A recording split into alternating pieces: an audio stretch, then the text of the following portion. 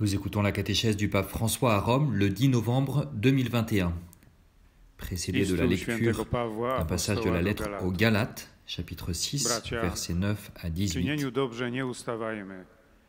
Frères, ne nous lassons pas de faire le bien, car le moment venu, nous récolterons si nous ne perdons pas courage. Ainsi donc, lorsque nous en avons l'occasion, travaillons au bien de tous et surtout à celui de nos proches dans la foi. Que la grâce de notre Seigneur Jésus-Christ soit avec votre esprit. Amen.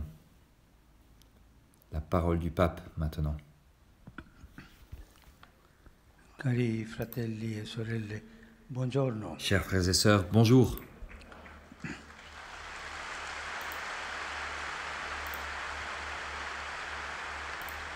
Siamo giunti alla conclusione delle catechesi sulla lettera ai Galati.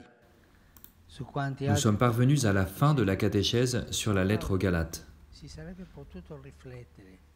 De nombreux autres éléments contenus dans ce texte de saint Paul auraient pu faire l'objet d'une réflexion.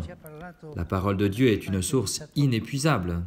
Et dans cette lettre, l'apôtre Paul nous a parlé en évangélisateur, en théologien et en pasteur. Le saint évêque Ignace d'Antioche a une belle expression lorsqu'il écrit « Il y a un seul maître, lequel parla et ce qu'il dit fut réalisé. Mais les choses qu'il a faites en silence sont dignes du Père. Qui possède la parole de Jésus peut aussi entendre son silence. » Nous pouvons dire que l'apôtre Paul a été capable de donner voix à ce silence de Dieu. Ses intuitions les plus originales nous aident à découvrir la nouveauté bouleversante contenue dans la révélation de Jésus-Christ. Il a été un vrai théologien qui a contemplé le mystère du Christ et l'a transmis par son intelligence créatrice. Il a aussi été capable d'exercer sa mission pastorale auprès d'une communauté perdue et désorientée. Il l'a fait avec différentes méthodes. De temps en temps, il a utilisé l'ironie, la rigueur, la douceur. Il a affirmé son autorité d'apôtre, mais en même temps, il n'a pas caché les faiblesses de son caractère. La puissance de l'Esprit a vraiment creusé son cœur. La rencontre avec le Christ ressuscité a conquis et transformé toute sa vie, et cette vie, il l'a entièrement consacrée au service de l'Évangile. Voilà donc Paul. Paul n'a jamais pensé à un christianisme aux traits iréniques, manquant de mordant et d'énergie, bien au contraire. Il a défendu la liberté portée par le Christ avec une passion qui nous touche encore aujourd'hui, surtout si l'on pense aux souffrances et à la solitude qu'il a dû endurer. Il était convaincu d'avoir reçu un appel auquel lui seul pouvait répondre. Et il a voulu expliquer aux Galates qu'ils étaient eux aussi appelés à cette liberté, liberté qui les affranchissait de toute forme d'esclavage parce qu'elle les rendait héritiers de l'ancienne promesse et enfants de Dieu dans le Christ. Conscient des risques que comportait cette conception de la liberté, il n'en a jamais minimisé les conséquences. Il était conscient des risques que comporte la liberté chrétienne, mais il n'en a pas minimisé les conséquences. Il a redit avec parésie, c'est-à-dire avec courage, aux croyants que la liberté n'équivaut pas au libertinage et ne conduit pas à des formes d'autosuffisance présomptueuse. Au contraire, Paul a placé la liberté à l'ombre de l'amour et il a établi son exercice cohérent dans le service de la charité. Toute cette vision s'inscrit dans l'horizon de la vie selon l'Esprit Saint, qui conduit à son accomplissement la loi donnée par Dieu à Israël et qui empêche de retomber dans l'esclavage du péché. Mais il y a toujours la tentation de revenir en arrière. Mais Une définition des chrétiens qui se trouve dans les Écritures dit que nous, les chrétiens, nous ne sommes pas des gens qui allons en arrière, qui retournons en arrière. C'est une belle définition. Et la tentation, c'est de retourner en arrière pour être plus sûr. Dans ce cas-là, de revenir uniquement à la loi, en négligeant la vie nouvelle de l'Esprit. Voilà ce que Paul nous enseigne. La vraie loi a sa plénitude dans cette vie de l'Esprit que Jésus nous a donnée. Et cette vie de l'Esprit ne peut être vécue que dans la liberté chrétienne. Et c'est l'une des choses les plus belles vraiment. Au terme de cet itinéraire de catéchèse, il me semble que pourrait naître en nous une double attitude. D'une part, l'enseignement de l'apôtre suscite en nous de l'enthousiasme. Nous nous sentons poussés à suivre immédiatement le chemin de la liberté, à marcher selon l'Esprit. Toujours marcher selon l'Esprit, cela nous rend libres. D'autre part, nous sommes conscients de nos limites, car nous faisons l'expérience chaque jour de la difficulté d'être docile à l'Esprit, de répondre à son action de bien. Alors peut s'installer la fatigue qui freine l'enthousiasme. Nous nous sentons découragés, faibles, parfois marginalisés par rapport au style de vie de la mentalité mondaine.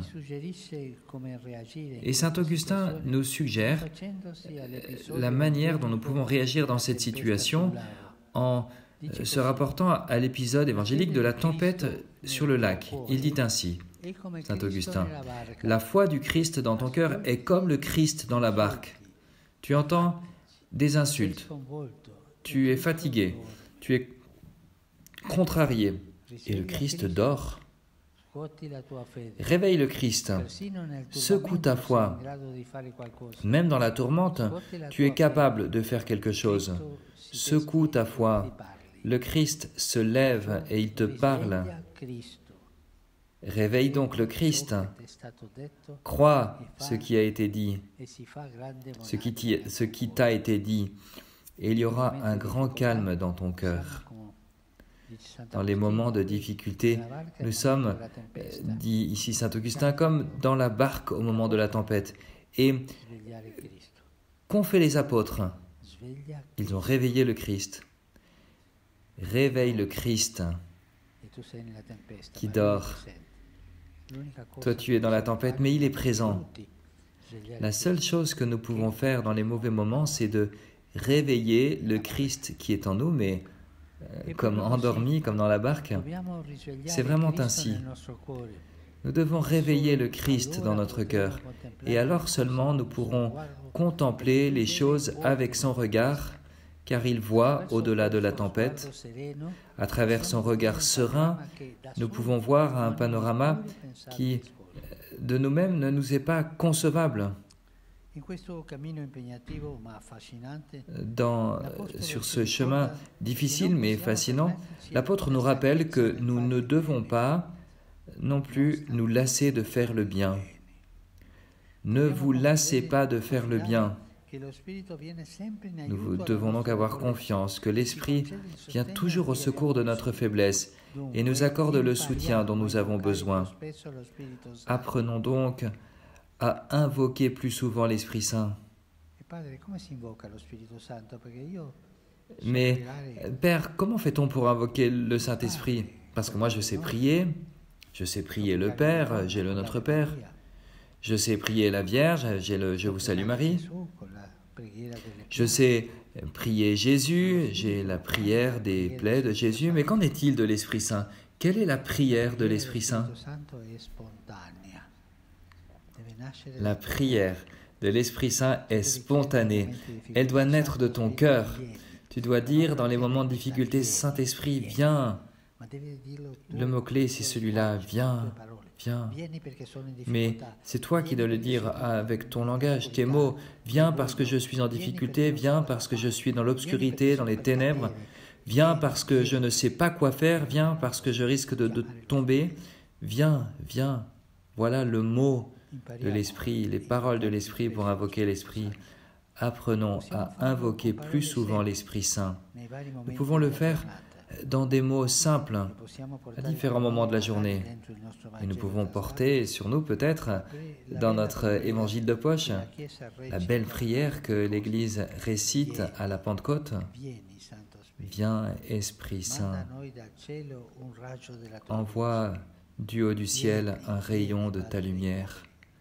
Viens, viens, Père des pauvres, viens, dispensateur des dons, viens, lumière de nos cœurs, consolateur, souverain, hôte très doux de nos âmes, adoucissante fraîcheur, viens, et ainsi de suite. C'est une très belle prière.